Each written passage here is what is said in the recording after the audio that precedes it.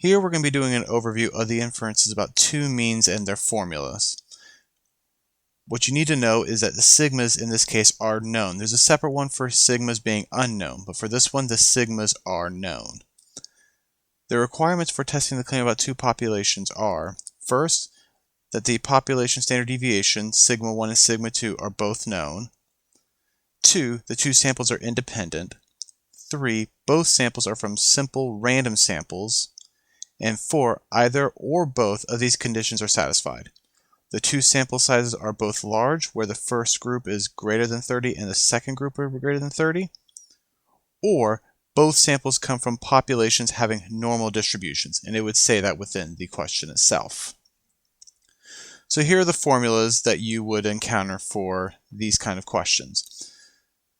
The test statistic for two means is this formula here, z equals this entire thing. And what each thing means is right here, where population 1 has a little subscript of 1 for each one, for the mean, population mean, standard deviation, and sample size. And population 2 has a subscript for 2 for each one, sample mean, population, standard deviation, and the sample size. This is how you'll get the test statistic. To get the confidence interval, you would use this formula here. The two sample means subtracted from each other minus the margin of error, and then the two sample means subtracted from each other plus the margin of error, E.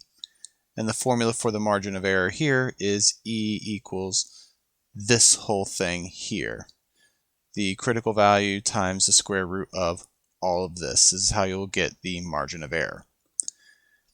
Now these are the formulas you could use to get everything, but if you would like, you can also use a calculator to get everything. And if you use a calculator, a TI-8384 specifically, when doing the hypothesis test, you can use the two-sample z-test, and when finding the confidence interval, you can use two-sample z-int.